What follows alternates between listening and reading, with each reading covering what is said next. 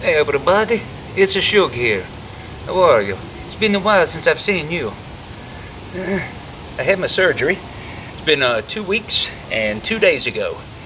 And I'm still in this sling with this pad inside of it to keep it away from me. And I gotta tell you, I am very sick of this sling, eh?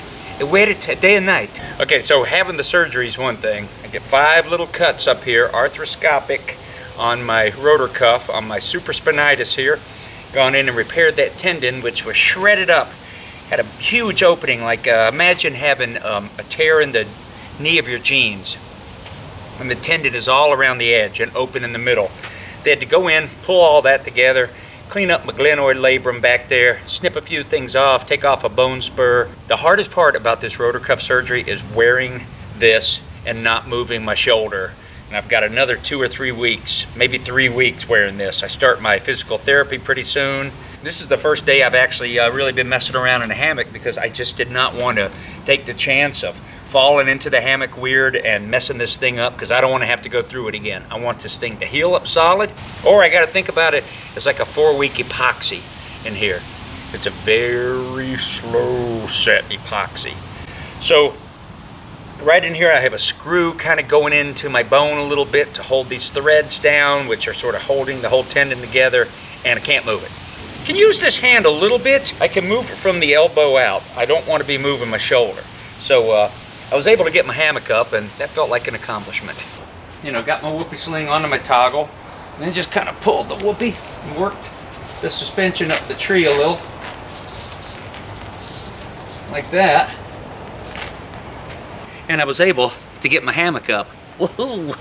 Yeah! Celebrate! Woo. But it does feel nice just to lay here in the hammock, and I tell you what, having this rotor cuff surgery has really put a cramp on my camping season. Beautiful fall weather. The leaves are starting to change up north. It's been cool. It's been wet. But today is beautiful. Tomorrow is going to be beautiful. October 1st, I have my first physical therapy appointment, which is sooner than I thought. And I'm happy about that. To start getting this arm moving a little bit more and find out how much longer I'll be in this sling and what they think about this tendon and how well it's healing. Like I say, it's only been 2 weeks and 3 days now. It feels good, but when I take this sling off to take a shower and I try to raise this arm up like that, it reminds me I'm not healed up, even though, you know, I can do all this from the elbow down. It has just been a lesson in just having to learn how to take it easy and do less. I don't like it. I don't like it at all. So I just gotta say that it feels stupendous to be just swaying in the breeze on a nice cool day here in the hammock. Glad to be back in one. Thanks for hearing me out on the shoulder. I appreciate all the cakes and the cards and the letters and the boxes of Whitman candy. Nobody sent me any. Because I got to tell you, this surgery, it took a little bit of the wind out of my sails, kids. It really did.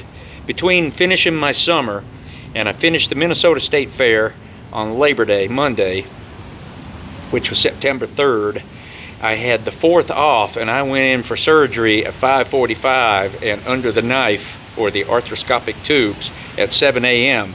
Man, and I was loopy. I mean, they drug you up good. I kind of remember coming to, and this nurse was talking to us, and I could see 2 of him, and Meg said the surgeon, Dr. Gannon, came in to talk to me. I was just burping in his face and not saying excuse me, and I always say excuse me, because if anything, my mother taught me to crush my strawberries. I'm leaning on my shoulder. See, I got to just take it easy. The minute I feel a little strain there, I got to get off of it. Right here, feels perfect.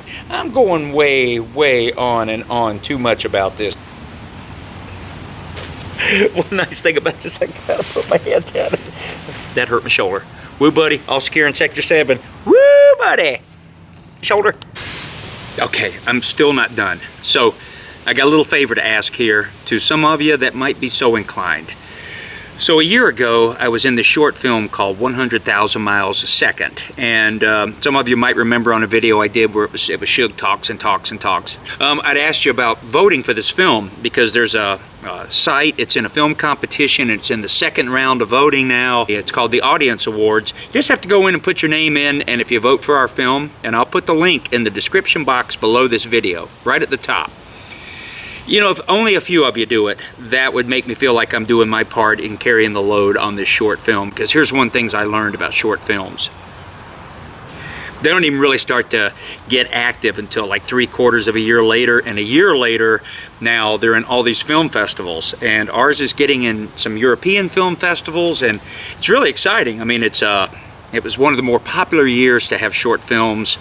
There's a ton of them out there. So the voting is important. So Patricia Fox, who wrote it, and it's basically about her life. It's about a woman with MS meets this homeless street musician, and he kind of lays a little mind groove on her that makes her look at the world a different way, or herself a different way. So if you can, if you want to, if you're so inclined, I hate to ask you, I don't like to ask people for nothing. But if you could go there and put a vote on it, man, we'd all appreciate it. And if you don't feel bad about it. I'm just asking because I got to do my part. So, but if you do, thank you. If you don't, thanks for watching this video.